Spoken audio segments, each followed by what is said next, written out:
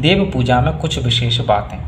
Number 1, देवताओं को अंगूठे से न मिलें किंतु किसी शुद्ध वस्त्र से पहुँचना चाहिए।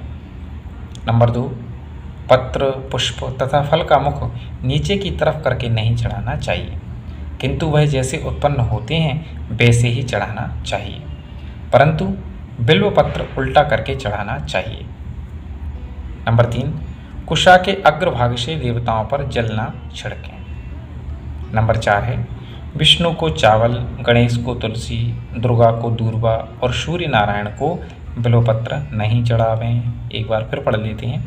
विष्णु को चावल, गणेश को तुलसी, दुर्गा को दूर्वा और सूर्य नारायण को बिल्वपत्र नहीं चढ़ावें। नंबर 5 है, धोती में रखा हुआ तथा जल में डुबोया हुआ पुष्प निर्माल्य हो जाता है, अतः देवताओं पर नहीं चढ़ाना चाहिए। एक बार फिर पढ़ लेते हैं।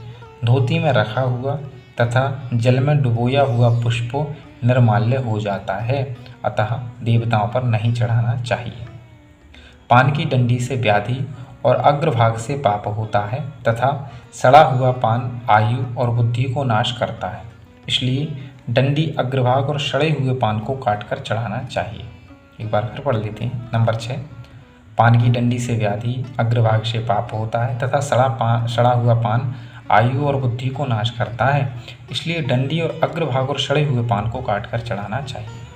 नंबर 7 है, गणेश जी को तुलसी छोड़कर सभी पत्र पुष्प प्रिय हैं, इन्हें सफ़ेद या हरी दूर्वा अवश्य चढ़ानी चाहिए। एक बार और पढ़ लेते हैं। नंबर 7, गणेश जी को तुलसी छोड़कर सभी पत्र पुष्प प्रिय हैं, इन्हें सफ़ेद या हरी दूर्वा अवश्य चढ़ानी चाहिए। नंबर 8 है, जितने लाल रंग के फूल हैं वे सभी देवी को अभिष्ट हैं तथा सुगंधित समस्त श्वेत फूल भी भगवती को विशेष प्रिय हैं। नंबर 9, भाद्रपद मास में भगवान शिव की कदम्ब और धतूरे के फूल से पूजा करने पर सारी सिद्धियां मिलती हैं।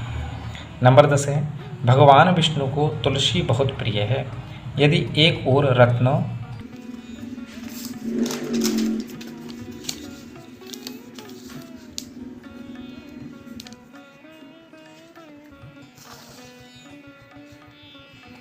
और मणि इत्यादि चढ़ाए जाएं और दूसरी ओर तुलसी दल को भगवान विष्णु तुलसी दल पसंद करेंगे।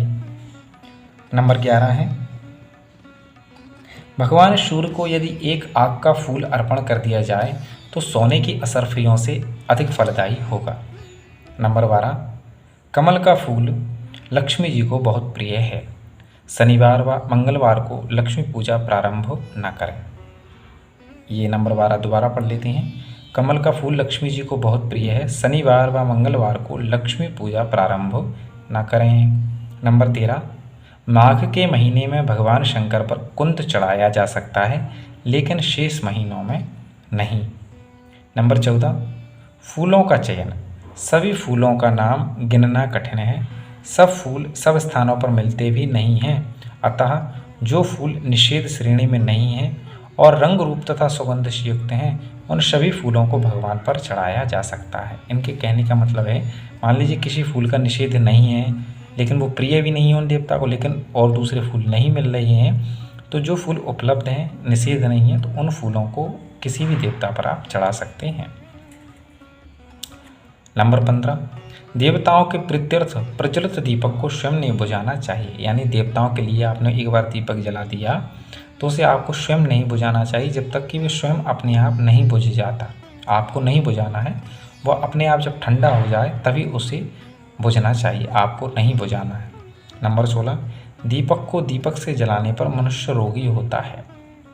नंबर 17 है, मांगलिक कार्यों में दूसरे की पहनी हुई अंगूठी नहीं धारण करना चाहिए। नंबर 18, हाथ में धारण किए गए पुष्प, ताम्र पात्र में रखा गया चंदन तथा चर्म पात्र में लाया गया गंगाजल अशुद्ध हो जाता है। इसे एक बार और पढ़ लेते हैं। हाथ में धारण किए गए पुष्पों, ताम्र पात्र में रखा गया चंदन तथा चर्म पात्र में लाया गया गंगाजल अशुद्ध हो जाता है। नंबर 19 है, स्त्रियों के बाएं हाथ में ही रक्षा सूत्र बांधने का विधान है। नंबर 20 है, पूजा की किसी वस्तु को और पूजा में प्रयुक्त होने वाली पुस्तकों को पवित्र रखें। एक बार और पढ़ लेते हैं। पूजा की किसी वस्तु को और पूजा में प्रयुक्त होने वाली पुस्तकों को पवित्र रखें। नंबर 21, पूजा के समय सभी व्यक्तियों को चाहिए कि वह एकाग्रचित्त, श्रद्धा एवं विश्वास से ध्यानपूर्वक बैठें। तो आशा करता हूँ आपको ये जानकारी बहुत अच्छी लगी होगी। इसी प्रकार की और जानकारियों के लिए आप चैनल को सब्सक्राइब करें, बेल आइकन को दबाएं और कुछ भी पूछने के लिए कमेंट जरूर करें। जय श्री राधे।